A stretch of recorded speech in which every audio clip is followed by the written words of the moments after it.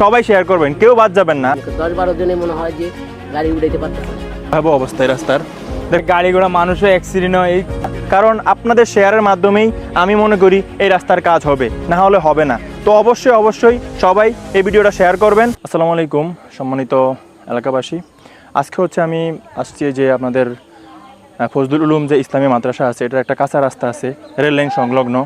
এই রাস্তার একটা কাঁচা রাস্তা, এটা মূলত সবসময়ই মানুষকে অনেক কষ্ট পোহাতে হয়, বিশেষ করে বর্ষাকালে বৃষ্টির সিজনে প্রচুর কষ্ট পেতে হয়। জাস্ট একটা নমুনা আপনাদেরকে দেখাচ্ছি। এই যে একটা অটো প্রায় 15 থেকে 20 মিনিট যাবত এখানে আটকে রয়েছে, যাত্রীরা নেমে গাড়ি ঠেলতেছে, বাট তারপরে নিতে পারতেছে না। এই হচ্ছে বেহাল অবস্থা। এখন আমার স্বচক্ষে আমি দেখলাম যে আসলেও খুবই ভয়াবহ অবস্থা এই রাস্তার। দেখুন গাড়ির অবস্থা খুবই খারাপ।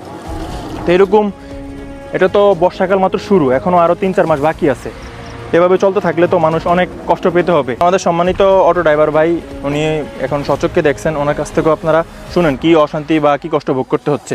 ভাই আপনি কিছু বলেন। থেকে এই রাস্তার আজকে প্রায় বিগত অনেক বছর ধরে এই রাস্তা দিয়ে গাড়ি ঢুকাইতে পারতাছি না, কিন্তু ইদারিং যাবৎ যে অবস্থা, আজকে গাড়ি ঢুকে এখান থেকে 10-12 জনে মনে হয় যে গাড়ি আধা ঘন্টা প্রায় আমাদের ফাড়াফাড়ি করে গাড়িটা ব্যাগে আইনা উল্টা। আপনি কি ভাইয়া কি আপনি এই রাস্তা সবসময় চলাচল করেন? হ্যাঁ, মাঝে মধ্যে আসি। মাঝে আসে, সবসময় আসলে এভাবে মাঠকে যেতে হয়? হ্যাঁ, সবসময় আসি। আর কোনো ক্ষয়ক্ষতি হয়েছে পর্যন্ত? আমার গাড়ির সার্কিট গেছে কি একবার চলে গেছে, গাড়ি চার্কের একবার চলে গেছে। আসসালামু আলাইকুম ভাই, আমরা এই যে এদিক দিয়ে আসা যাওয়া করতে আমাদের অনেক সমস্যা হয়। তাহলে এই জায়গা দিয়ে এই যে গাড়ি ঘোড়া মানুষও অ্যাক্সিডেন্ট হয়। এই কয়েকদিন 3-4 দিন আগে এই জায়গাতে অ্যাক্সিডেন্ট হয়েছে। আবার ওই যে সামনে আরেকটা আছে, এই জায়গায় অ্যাক্সিডেন্ট হয়েছে এই রাস্তাটার কারণে।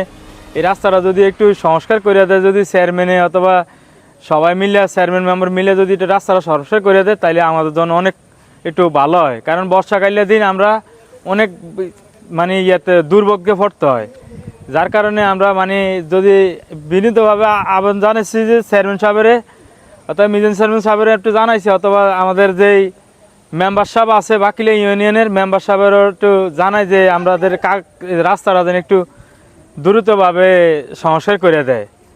এটি আমার বক্তব্য রইল। আসসালামু আলাইকুম। সবাই দেখলেন, আমি কিছুক্ষণ আগে একজন ড্রাইভার ভাইয়ের বক্তব্য নিলাম, আর এখন ওনার এই রাস্তার পাশে ওনার বাড়ি, ভাইয়ের বাড়ি। তো ভাইয়ে বললো আসলে জনজীবন খুবই কষ্টের সাথে যাচ্ছে এই রাস্তার কারণে। কিছুক্ষণ আগে একটা মহিলা হেঁটে গেছে, একটা গাড়ি উল্টে গেছে, আর এভাবে ঝামেলা। আসলে দায়িত্বপ্রাপ্ত অনেকে আছেন। কয়েকদিন আগে বাকিলা বাজার নিয়ে ভিডিও করেছিলাম রাস্তার, জানি না কার কারণে রাস্তার কাজটা হয়েছে। তবে আমি আশা করি আজকে আমার এই ভিডিওর মাধ্যমে হয়তো কারো নজরে যাবে, আর এটার কেউ পদক্ষেপ নেবেন। আশা করি ইনশাআল্লাহ মানুষ যাতে এই ভোগান্তি থেকে মুক্ত পায়, আমার এই চাওয়া। সবাই ভালো থাকবেন। আসসালামু আলাইকুম।